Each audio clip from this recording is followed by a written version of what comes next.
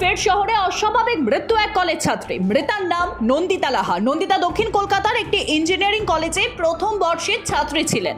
শুক্রবার হোস্টেলের ঘরে তার ঝুলন্ত মৃতদেহ মেলে। জানা যাচ্ছে ওই ছাত্রীটির বাড়ি পশ্চিম মেদিনীপুরের খড়গপুরের বোধঘেরা এলাকায়।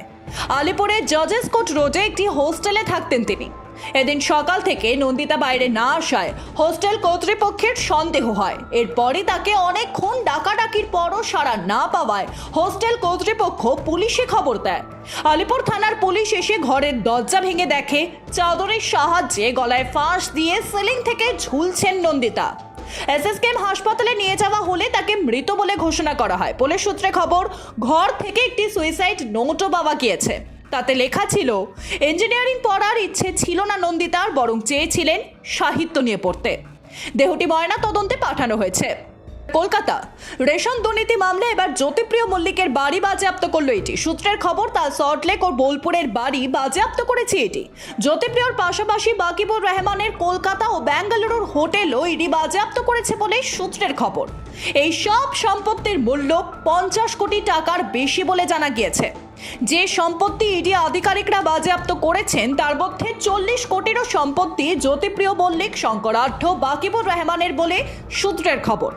আর বাকি 10 কোটি টাকার সম্পত্তি বিশ্বজিৎ দাসের বলে জানা গিয়েছে। সল্টলেকের বাড়ির পাশাপাশি শান্তিনিকেতনেও বাড়ি রয়েছে জ্যোতিপ্রিয় মল্লিকের। তার শান্তিনিকেতনের বাড়ির নাম দোতারা। শান্তিনিকেতনের এই বাড়ি এবার কেন্দ্রীয় তদন্তকারী সংস্থা বাজেয়াপ্ত করেছে বলে খবর। কলকাতা শুক্রবার দীঘার হোটেল থেকে গ্রেফতার হয়েছে বেঙ্গালুরু বিস্ফোরণ কাণ্ডে 2 অভিযুক্ত আব্দুল মাতিন তওহা এবং মুসাফির হোসেন। এনআইএ সূত্রে খবর, ওই দুইজন 2020 সালে কর্ণাটকের আইএস জঙ্গির মডিউলের সদস্য। এনআইএ সূত্রে খবর, লজিস্টিক সাপোর্টের জন্য 2 লক্ষ টাকা খরচ করেছিল জঙ্গিরা। অপারেশনের পর 7ই মার্চ পর্যন্ত চেন্নাইতে ছিল তারা। এরপর পশ্চিমবঙ্গে আশ্রয় নেয় তারা। কলকাতার হোটেল ঘুরে দীঘাতে যায় এই 2 জঙ্গি।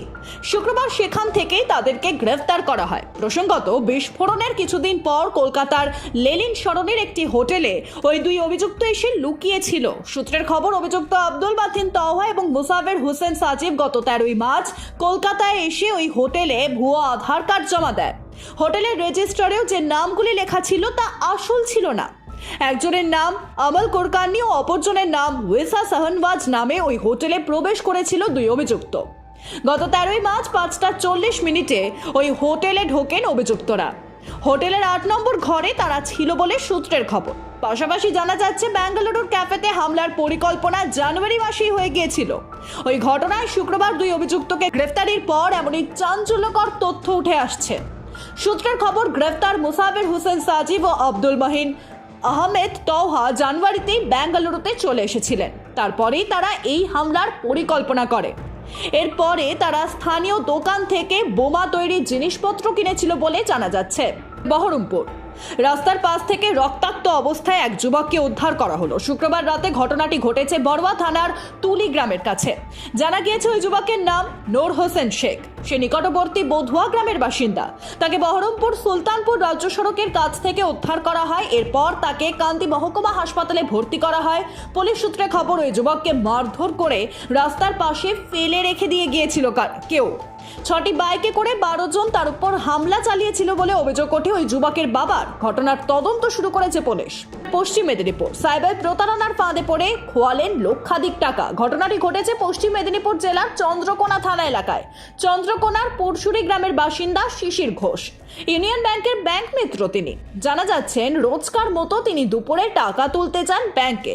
সেই সময় তিনি দেখতে পান 2 ধাপে তার অ্যাকাউন্ট থেকে টাকা তোলা হয়েছে। প্রথমে তোলা হয়েছে 1 লক্ষ টাকা, তারপরে তোলা হয়েছে 76,900 টাকা।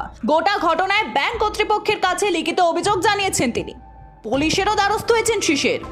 বারাসাত নির্জন এলাকায় একাকী মহিলার উপর হামলার অভিযোগে এক ব্যক্তির বিরুদ্ধে। ঘটনাটি ঘটেছে বারাসাতের রবিনসন পল্লী এলাকায়। রবিবার হৃদয়পুরের বাসিন্দা ঝুমা সাহা রবিনসন পল্লী এলাকায় দেওরের ছেলেকে প্রাইভেট টিউশনি থেকে নিতে যাচ্ছিলেন। সেই সময় বাইকে করে এসে একজন তার বুকে ছুরি দিয়ে আঘাত করে বলে অভিযোগ পেয়ে তদন্তে নামে বারাসাত থানার পুলিশ। 2টি সিসিটিভি ক্যামেরার ফুটেজ দেখে পুলিশ সন্দেহভাজনকে চিহ্নিত করে। এরপর বৃহস্পতিবার রাতে হাতে নাতে ধরা হয় অভিযুক্তকে। পুলিশ সূত্রে খবর, ধৃত ব্যক্তি ব্যক্তির নাম বিশ্বজিৎ কর্মকার, বছর 50-এর বিশ্বজিৎ আমডাঙ্গা থানার নীলগঞ্জ চারুরহাট এলাকার বাসিন্দা। পেশায় ইঞ্জিন ভ্যানের মিস্ত্রি। চারুরহাট মোড়ে তার একটি দোকানও রয়েছে। শুক্রবার ধৃতকে বারাসাত আদালতে পেশ করা হয়। তাকে 7 দিনের পুলিশি হেফাজতের নির্দেশ দিয়েছে বিচারক। জার্মানিতে আইএস হামলার ছক ভেস্তে দিল জার্মান পুলিশ। ঘটনায় 2 কিশোরী ও 1 কিশোরকে আটক করা হয়েছে। ধৃত 3 জনের বয়স 18 বছরের নিচে। জানা গিয়েছে মলোটভ ককটেল ও ছুরি নিয়ে ওই 3 জন হামলার ছক কষেছিল। পুলিশ ও খ্রিস্টানদের উপর এই হামলা চালানো হতো বলে সূত্রের খবর। এই ঘটনার পর নড়ে চড়ে বসেছে জার্মান প্রশাসন। ফলে ইতিমধ্যেই সেখানে জারি করা হয়েছে হাই অ্যালার্ট। সম্প্রতি 2 আফগানকেও গ্রেফতার করা হয়েছে। অভিযোগ, সুইডেনের পার্লামেন্টে হামলার পরিকল্পনা ছিল তাদের। আমেরিকা ইসরায়েলের উপর 48 ঘন্টার মধ্যে হামলা চালাতে পারে ইরান। শুক্রবার একটি রিপোর্ট প্রকাশ করে জানিয়েছিল ওয়াল স্ট্রিটের জার্নাল। এরপরই আরও এক রক্তক্ষয়ী যুদ্ধের প্রমোদ গুনছিল গোটা বিশ্ব। তবে তার আগেই ইরানকে কড়া হুঁশিয়ারি দিল আমেরিকা। ইসরায়েলের উপর হামলা করলে তার ফল যে ভালো হবে না, তা ইরানকে জানিয়ে দিয়েছে মার্কিন প্রেসিডেন্ট জো বাইডেন। প্রসঙ্গত, গত 1 এপ্রিল সিরিয়ায় ইরানের দূতাবাসে ক্ষেপণাস্ত্র হামলা চালানোর অভিযোগ উঠেছিল ইসরায়েলের বিরুদ্ধে। সেই হামলায় 13 জনের মৃত্যু হয়। 2 জন সেনাকর্তা এই হামলায় প্রাণ হারিয়েছিলেন। এরপরে ইসরায়েলকে একাধিকবার হুমকি দিয়ে যাচ্ছিল ইরান। তবে এবার শোনা যাচ্ছে ইসরায়েলের উপর হামলা চালাতে পারে আয়াতুল্লাহ খামেইনির